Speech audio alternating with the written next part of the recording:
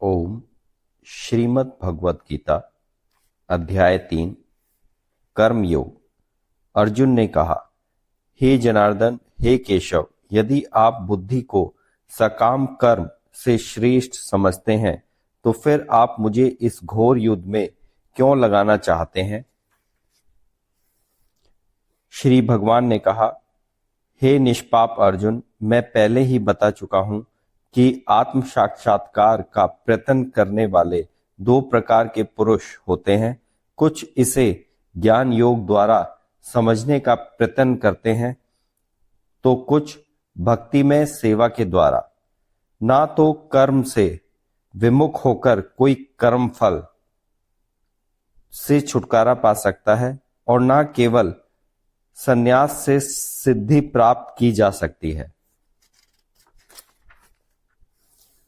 प्रत्येक व्यक्ति को प्रकृति से अर्जित गुणों के अनुसार विवश होकर कर्म करना पड़ता है।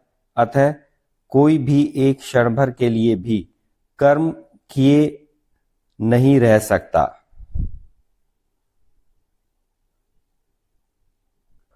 जो कर्म इंद्रियों को वश में तो करता है, किंतु जिसका मन इंद्रिय विषयों का चिंतन करता रहता है, वह निश्चित रूप से स्वयं को धोखा देता है और मिथ्याचारी कहलाता है। दूसरी ओर यदि कोई निष्ठावान व्यक्ति अपने मन के द्वारा कर्म इंद्रियों को वश में करने का प्रयत्न करता है और बिना किसी आसक्ति के कर्म योग प्रारंभ करता है तो वह अति उत्कृष्ट है। अपना नियत कर्म करो, क्योंकि कर्म ना करने की अपेक्षा कर्म करना श्रेष्ठ है। कर्म के बिना तो शरीर निर्वाह भी नहीं हो सकता। श्री विष्णु के लिए यज्ञ रूप में कर्म करना चाहिए, अन्यथा कर्म के द्वारा इस भौतिक जगत में बंधन उत्पन्न होता है। अतः हे कुंती पुत्र, उनकी प्रसन्नता के लिए अपने नियत कर्म करो। इस तरह तुम बंधनों से सदा मुक्त रहोगे। सृष्टि के प्रारंभ में समस्त प्राणियों के स्वामी ने विष्णु के लिए यज्ञ सहित मनुष्यों तथा देवताओं की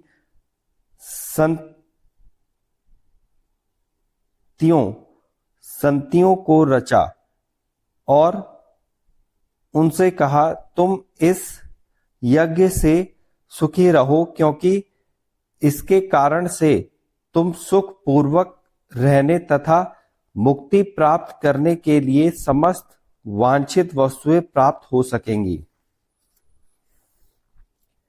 यज्ञों के द्वारा प्रसन्न होकर देवता तुम्हें भी प्रसन्न करेंगे और इस तरह मनुष्यों तथा देवताओं के मध्य सहयोग से सबों को संपन्नता प्राप्त होगी। जीवन की विभिन्न आवश्यकताओं की पूर्ति करने वाले विभिन्न देवता यज्ञ संपन्न होने पर प्रसन्न होकर तुम्हारी सारी आवश्यकताओं की पूर्ति करेंगे, किंतु जो इन उपहारों को देवताओं को अर्पित किए बिना भोगता है वह निश्चित रूप से चोर है। भगवान के भक्त सभी प्रकार के पापों से मुक्त हो जाते हैं, क्योंकि वे यज्ञ में अर्पित किए भोजन को ही खाते हैं। अन्य लोग जो अपने इंद्रिय सुखों के लिए भोजन बनाते हैं वह निश्चित रूप से पाप खाते हैं। सारे प्राणी अन्न पर आश्रित हैं जो वर्षा से उत्पन्न होता है। वर्षा यज्ञ संपन्न करने से होती है और यज्ञ नियत कर्मों से उत्पन्न होता है। वेदों में नियमित कर्मों का विधान है और ये वेद साक्षात श्री भगवान पर ब्रह्म से प्रकट हुए हैं। फलतः सर्वव्यापी ब्रह्म यज्ञ कर्मों में सदा स्थित रहता है। हे प्रिय अर्जुन, जो मानव जीवन में इस प्रकार वेदों द्वारा स्थापित यज्ञ चक्र का पालन नहीं करता वह निश्चित ही पापमय जीवन व्यतीत करता है। ऐसा व्यक्ति केवल इंद्रियों की तुष्टि के लिए व्यर्थ ही जीवित रहता है। किंतु जो व्यक्ति आत्मा में ही आनंद लेता है तथा जिसका जीवन आत्म साक्षात्कार युक्त है और जो अपने में ही पूर्णतया संतुष्ट रहता है, उसके लिए कुछ करणीय नहीं होता। स्वरूप सिद्ध व्यक्ति के लिए ना तो अपने नियत कर्मों को करने की आवश्यकता रह जाती है, ना ऐसा कर्म ना करने का कोई कारण ही रहता है। उसे किसी अन्य जीव पर निर्भर रहने की आवश्यकता भी नहीं रह जाती। अतः कर्मफल में आसक्त हुए बिना मनुष्य को अपना कर्तव्य समझकर निरंतर कर्म करते रहना चाहिए, क्योंकि अनासक्त होकर कर्म करने से उसे परब्रह्म की प्राप्ति होती है। जनक जैसे राजाओं ने केवल नियत कर्मों को करने से ही सिद्धि प्राप्त की। अतः सामान्य जनों को शिक्षित करने की दृष्टि में तुम्हें कर्म करना चाहिए। महापुरुष जो जो आचरण करते हैं, सामान्य व्यक्ति उसी का अनुसरण करते हैं। वह अपने अनुसरणीय कार्यों से जो आदर्श प्रस्तुत करते हैं, संपूर्ण विश्व उसका अनुसरण करता है। हे प्रथापुत्र, तीनों लोकों में मेरे लिए कोई भी कर्म नियत नहीं है। ना मुझे किसी वस्तु का अभाव है और ना आवश्यकता ही है, तो भी मैं नियत कर्म करने में तत्पर रहता हूं। क्योंकि यदि मैं नियत कर्मों से सावधानी पूर्वक ना करूं तो हे पार्थ, यह निश्चित है कि सारे मनुष्य मेरे पथ का ही अनुगमन करेंगे।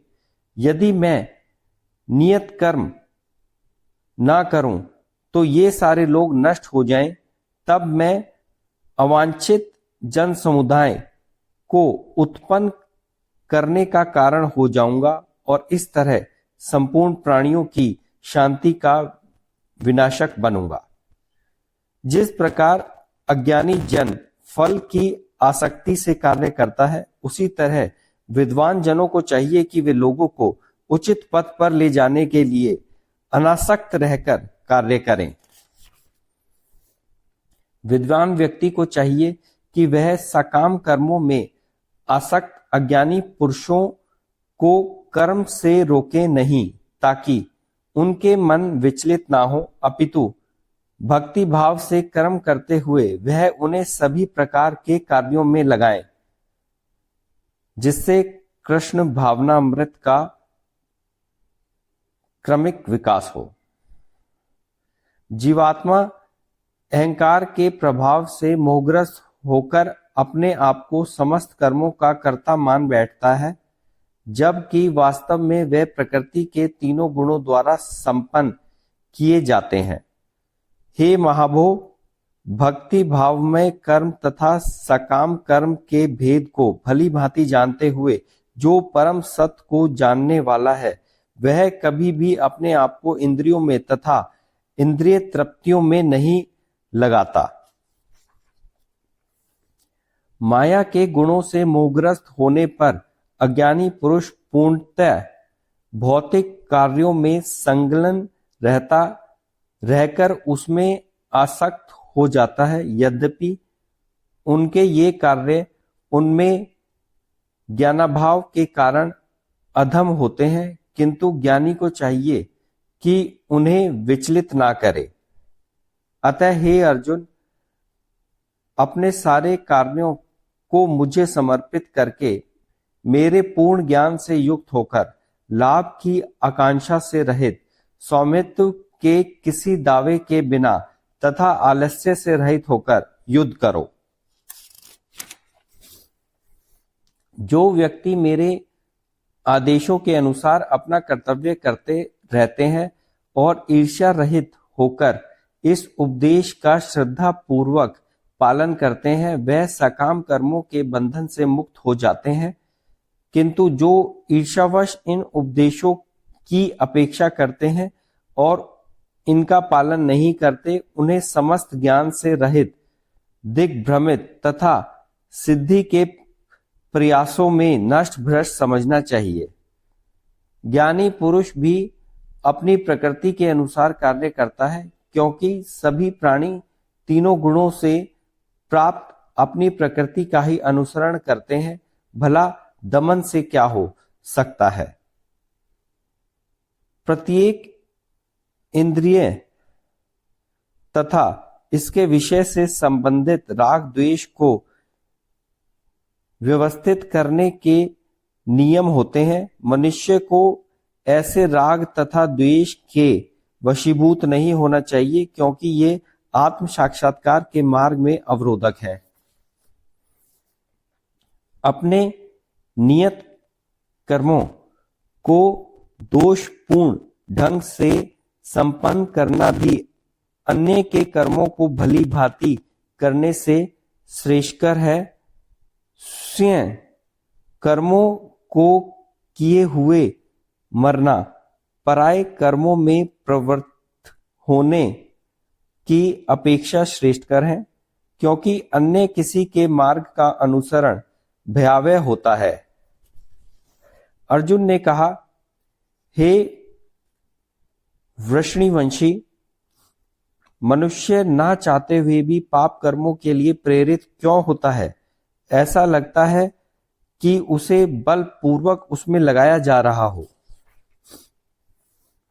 श्री भगवान ने कहा, हे अर्जुन, इसका कारण रजोगुण के संपर्क में उत्पन्न काम है, जो बाद में क्रोध का रूप धारण करता है और जो इस संसार का सर्वभाक्षी पापी शत्रु है। इस प्रकार अग्नि धुएं से, दर्पण धूल से अथवा भ्रूण गर्भाशय से आवृत रहता है, इसी प्रकार जीवात्मा इस काम की विभिन्न मात्राओं से आवृत रहती है। इस प्रकार ज्ञान में जीवात्मा की शुद्ध चेतना उसके काम रूपी नित्य शत्रु से ढकी रहती है, जो कभी भी तुष्ट नहीं होता और अग्नि के समान जलता रहता है। इंद्रियां, मन तथा बुद्धि इस काम के निवास स्थान है। इसके द्वारा यह काम जीवात्मा के वास्तविक ज्ञान को ढककर उसे मोहित कर लेता है। इसलिए हे भारतवंशियों, मैं श्रेष्ठ अर्जुन प्रारंभ में ही इंद्रियों को वश में करके इस पाप के महान प्रतीक काम का दमन करो और ज्ञान तथा आत्म साक्षात्कार के इस विनाशकर्ता का वध करो।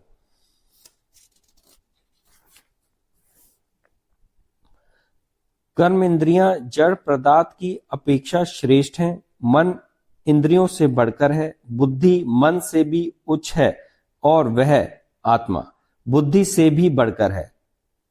इस प्रकार हे महाबाहु अर्जुन, अपने आप को भौतिक इंद्रियों, मन तथा बुद्धि से परे जानकर और मन को सावधान आध्यात्मिक बुद्धि से स्थिर करके आध्यात्मिक शक्ति द्वारा इस काम रूपी दुर्जय शत्रु को जीतो।